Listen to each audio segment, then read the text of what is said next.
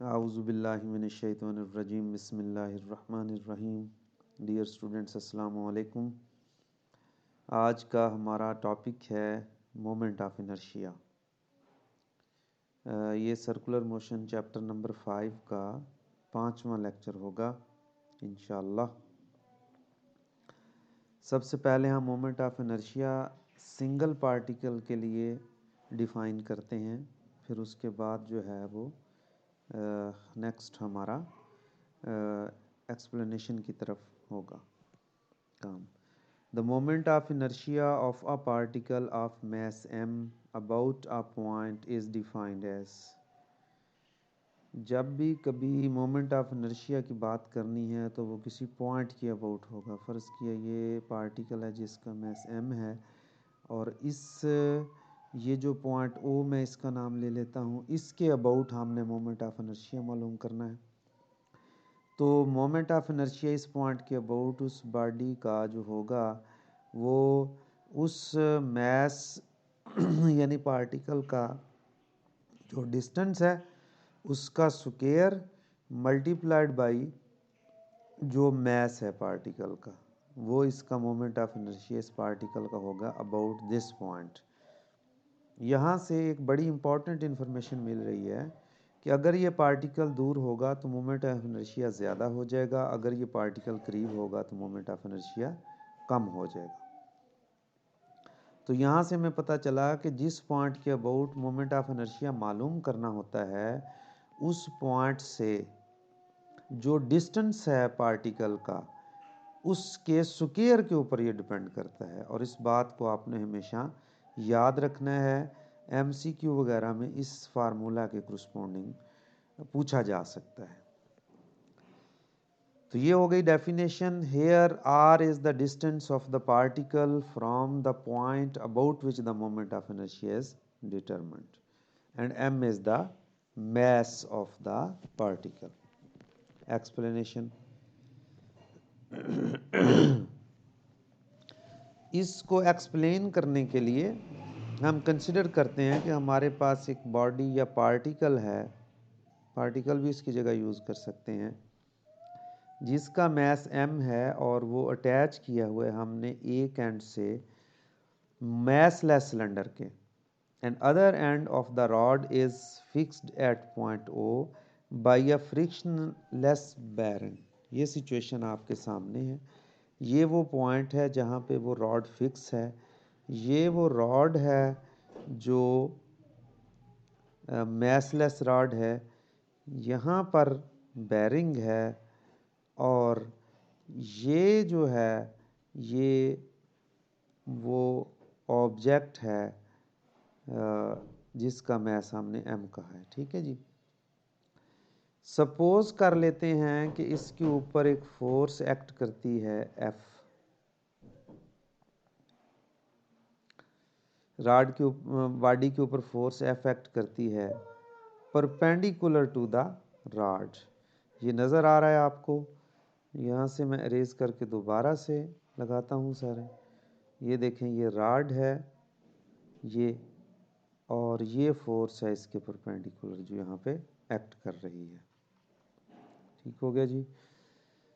तो Newton second law के मुताबिक जब किसी बॉडी के ऊपर फोर्स एक्ट करती है तो उसमें जो एक्सेलेरेशन पैदा होता है वो इस फार्मूला से हम डिटरमिन कर सकते हैं, इसलिए यहाँ पे लिखा according to Newton second law.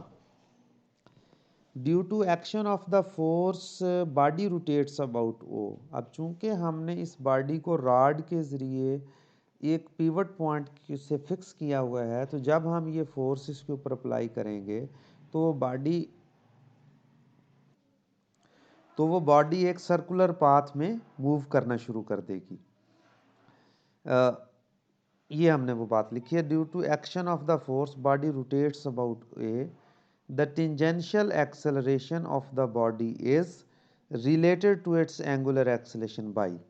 ये रिलेशन हम उस वक्त देख चुके हैं जिस लेक्चर में हमने देखा था relation between linear and angular variables. तो बॉडी का जो टेंजेंशियल एक्सेलरेशन होता है वो उसके एंगुलर एक्सेलरेशन से इस फार्मूले से रिलेटेड होता है। इसको हमने इक्वेशन 1 कहा हुआ है। असल में इस इक्वेशन को और ज़्यादा एलेबोरेट करके देखना चाहिए हमें। ये फोर्स चूंकि टेंजेंट की डायरेक्शन में है सर्कुलर पाथ के, तो इसका मतलब है ये फोर्स जो एक्सेलेरेशन काज करेगी वो भी टेंजेंशियल डायरेक्शन में होगा।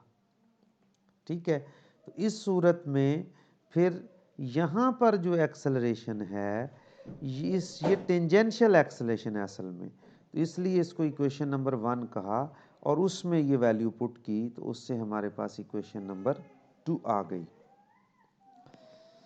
उसके बाद हमने इस इक्वेशन को दोनों तरफ r से मल्टीप्लाई कर दिया। इस तरफ हो गया आर एफ और इस तरफ हो गया एम आर स्क्वायर अल्फा। अब ये बात आपको मैं समझा चुका कि अगर फ़र्ज़ किया यहाँ पर इस तरीके से किसी पार्टिकल के ऊपर एक फोर्स एफ एक्ट कर रही है और यहाँ पर इस पॉइंट के अबाउट वो बॉडी रोटेट कर सकती है, तो इस फोर्स का जो टर्निंग इफेक्ट है वो मालूम करने के लिए इस फोर्स के लाइन ऑफ एक्शन और पीवट पॉइंट के दरमियान परपेंडिकुलर डिस्टेंस जो है वो मोमेंट आर्म कहलाता है, और वो जो घुमाव का असर है जिस टार्क से हम मालूम करते हैं वो इस moment arm multiplied by magnitude of force के बराबर होता है। अब आ जाएं हम अपनी सिचुएशन की तरफ।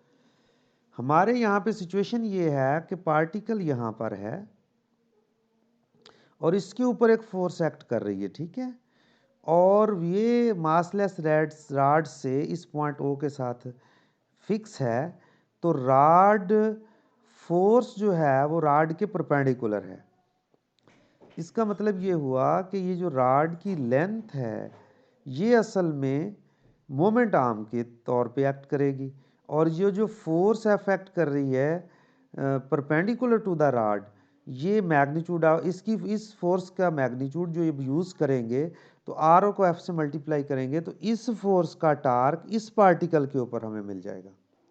ठीक होगी बात। इसलिए यहाँ पर ये देखें लिखा हुआ है कि since tau is equal to R F is the torque due to force F,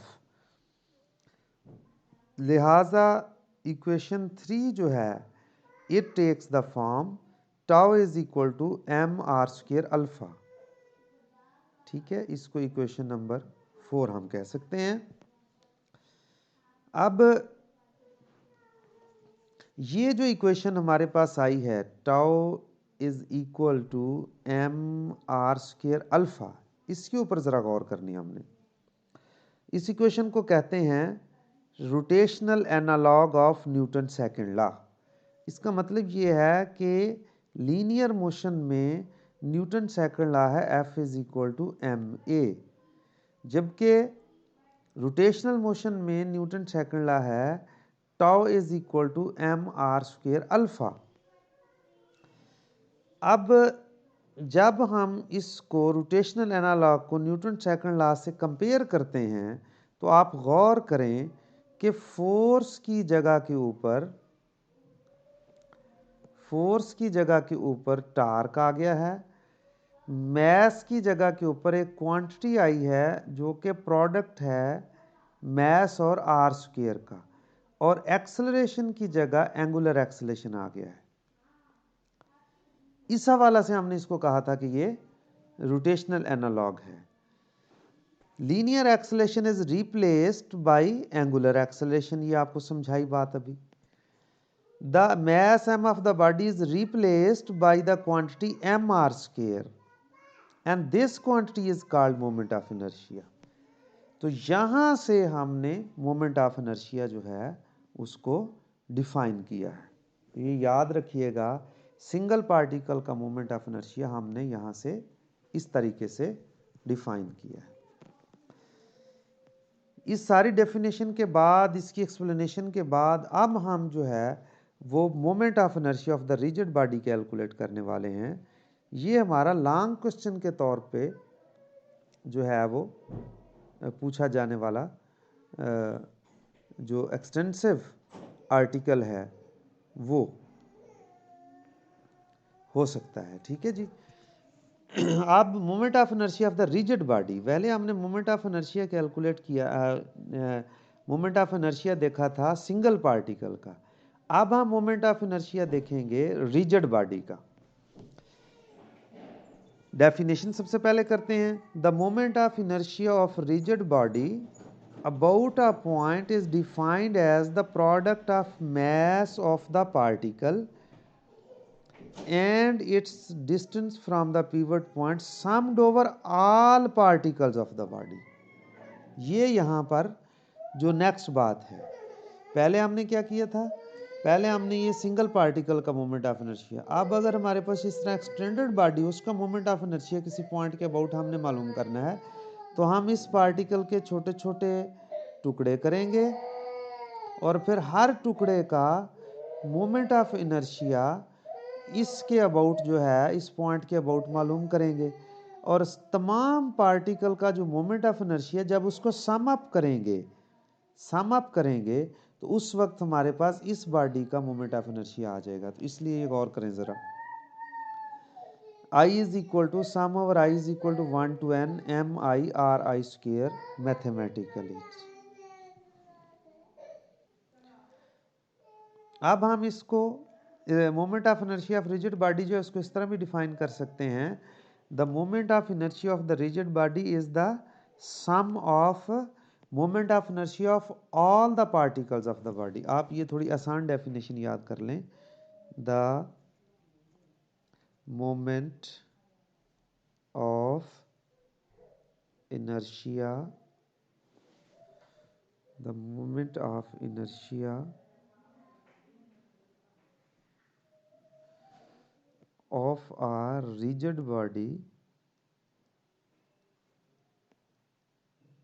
is sum of moment of inertia of all the particles of the body. फिर आप उसके बाद ये लिख सकते हैं मैथमेटिकली, पहले भी लिख सकते हैं बाद में भी।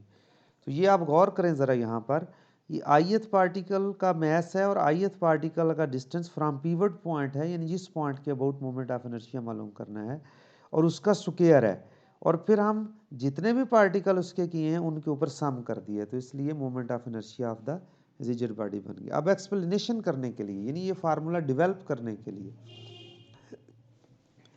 हम कंसिडर करते हैं body of any shape and non uniform mass distribution. Shape भी बॉडी की कोई हो सकती है और जो उसका मैस डिस्ट्रीब्यूशन है वो भी मुख्तलिफ हो सकती है, जैसी मर्जी डिस्ट्रीब्यूशन हो सकती है। नॉन यूनिफॉर्म का मतलब हर पॉइंट के ऊपर बॉडी का मैस एक जैसा नहीं है।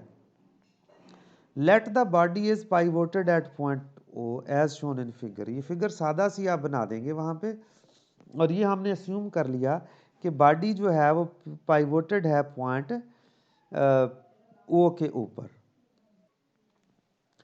अच्छा, अब हम ये अस्यूम कर लेते हैं कि ये बॉडी जो है ये इस पाइवोटेड पॉइंट के अबाउट कोई सर्टेन एंगुलर वेलोसिटी ओमेगा से रोटेट करती है, ठीक है। और यहाँ पर जो फिगर बी में शो किया गया है वो ये है कि body after time T rotate कर चुकी है थ्रू एन एंगल थीटा, ठीक है। अब suppose that the body is made up of N small pieces of masses m1 m2 m3 and mn at distances r1 r2 and so on rn from the pivot point o respectively. Let the body be rotating with angular acceleration alpha. Suppose कर लें कि body जो है वो angular acceleration alpha के साथ rotate कर रही है। The magnitude of the torque acting on the mass m is, अब ये हमने शुरू में हम देख चुके हैं कि किसी भी बॉडी के ऊपर अगर वो रोटेट कर रही तो उसके ऊपर टार्क होता है उसका mass multiplied by square of the distance from the pivot point into angular acceleration alpha. ये जस्ट पिछला जो आर्टिकल जो हमने सिंगल पार्टिकल का मोमेंट ऑफ इनर्शिया डिफाइन करने के लिए अभी देखा है। तो जो फर्स्ट पार्टिकल है उसका मोमेंट ऑफ इनर्शिया हो गया T tau 1 is equal to m1 r1 square alpha 1। ठीक है जी। अब हम चलते हैं सेकंड पार्टिकल जिसका मैस m2 हमने रखा हुआ है, उसके ऊपर मैग्नीट्यूड ऑफ टार्क जो है वो tau is equal to m2 r square 2 alpha 2।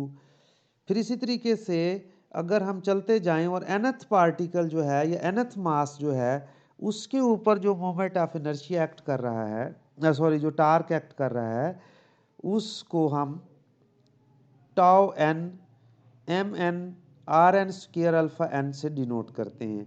The total torque acting on the rigid body is, और जो टोटल टार्क रिजिड बॉडी को ऊपर एक्ट करता है वो tau total is equal to m1 r1 square alpha 1 m2 r2 square alpha 2 and so on. Since the body is rigid, the angular acceleration is the same for all pieces of the body। अब हमें पता है, हमने खुद assume किया होगा consider rigid body, और rigid body में हमें पता है कि हर पॉइंट एक जैसी एंगुलर फ्रीक्वेंसी, एक जैसी एंगुलर वेलोसिटी, एक जैसे एंगुलर एक्सेलेरेशन, एक जैसे एंगुलर डिस्प्लेसमेंट से रोटेट करता है। तो इस सूरत में हमने यहाँ पे कहा कि उसका एंगुलर एक्सेलेरेशन जो है वो कांस्टेंट है, यानी एक जैसा है। तो फिर इस सूरत में अल्फा 1 बराबर हो जाएगा अल्फा 2 के एंड सो ऑन बराबर हो जाएगा अल्फा n के, और सभी का नाम अल्फा रख लिया। ठीक है जी। तो इस लिहाज से अल्फा सब में कॉमन आ गया, बाकी m1 r1 square m2 r2 square plus so on mn rn square. तो इसको समेशन नोटेशन में लिख लेंगे। वो समेशन नोटेशन मैंने आपको सिखाई हुई है लिखनी। समेशन नोटेशन दोबारा से फिर बता देता हूँ। अगर आपके पास मुख्तलिफ टर्म्स सम हो रही हूँ, जमा हो रही हूँ, जैसे कि ये थी, सबसे पहले आपने उन टर्म्स को लिख लेना है। जैसे हमारे पास जमा हो रहा था मैस और आर, फिर जो चीज़ सम होते हुए चेंज हो रही हो उसको कोई इंडेक्स लिख लेना है। जैसे फॉर द प्रेजेंट केस उसको मैंने आई लिख लिया, क्योंकि मुझे पता था एम का सबस्क्रिप्ट चेंज हो रहा है, आर का सबस्क्रिप्ट चेंज हो रहा है। ठीक है। फिर हमने यहाँ पे सिंबल या नोटेशन लिख देनी है, सिंबल समेशन की, और समेशन की सिंबल लेने के बाद उस इंडेक्स की वैल्यूज़ बतानी होती हैं, कहाँ से स्टार्ट होती हैं और कहाँ तक चलती हैं। फॉर द प्रेजेंट केस अगर आप गौर करें तो इस इंडेक्स की वैल्यू 1 से स्टार्ट होती है और n तक चलती है। इस हवाला से हमारे पास जो समेशन है वो ये हो गई। ठीक है। तो tau total is equal to I is equal to 1 to n m i r i square into alpha. अब हम थोड़ी देर पहले इस डेफिनेशन में देख चुके कि ये जो क्वांटिटी है ये सम है तमाम पार्टिकल के मोमेंट ऑफ इनर्शिया का, और उसको हम कहेंगे moment of inertia of the rigid body. तो इस सूरत में tau total is equal to I alpha, और I is equal to sum over I is equal to 1 to n m i r i square. This is the moment of inertia of the rigid body. तो पहले हमने rigid body moment of inertia rigid body का जो है उसको define किया, फिर हमने उसको अब एक सिचुएशन कंसिडर करके, रिजिड बॉडी कंसिडर करके उसको हमने डेवलप कर लिया उसका फार्मूला। ये कुछ फार्मूले ऐसे हैं जो आप लोगों को याद रखने हैं हमेशा के लिए, यानी हुप का मोमेंट ऑफ इनर्शिया, ये फार्मूले साथ लिखे हुए हैं। सिलेंडर का मोमेंट ऑफ इनर्शिया, और डिस्क के लिए भी यही होगा। सिलेंडर एक छोटी डिस्क सिलेंडर होती है, मतलब फ़र्ज़ किया इस तरह मैं इसको सिलेंडर को काट दूं तो मेरे पास ये एक छोटी सी डिस्क बन जाएगी, और ये इस तरीके से वो सिलेंडर हो जाए। थिन रॉड का moment of inertia, thin rod का मोमेंट ऑफ इनर्शिया ये फार्मूला है। इस तरह एनुलर का ये, सॉलिड सिलेंडर का ये, और इसी तरीके से रॉड का about an axis through one end perpendicular, यानी इस एंड से। ये इतना तफसीला नहीं, कम से कम ये आता होना चाहिए आपको, ये आता होना चाहिए। ये सफ़ेयर का, ये भी सफ़ेयर का, ये डायामीटर के अलोंग है। एनी डायामीटर और थिन स्फेरिकल शेल, ये अंदर से खाली है, अंदर से खाली है, ये याद रखना है, ये अंदर से भरा हुआ है इसलिए इसको सॉलिड लिखा है। और ये प्लेट का भी याद कर लीजिएगा, हुप का याद कर लीजिए। मोस्ट इंपॉर्टेंटली आपने याद करने हैं ये वाला किसी सूरत नहीं आपको भूलना चाहिए, ये वाला किसी सूरत नहीं भूलना चाहिए, ये वाला किसी सूरत नहीं भूलना चाहिए। ठीक है, बाकी सारे अगर आप याद रख सकते हैं तो रख लें, नहीं तो आप लोगों की मर्जी। ठीक है स्टूडेंट्स, अल्लाह हाफिज़।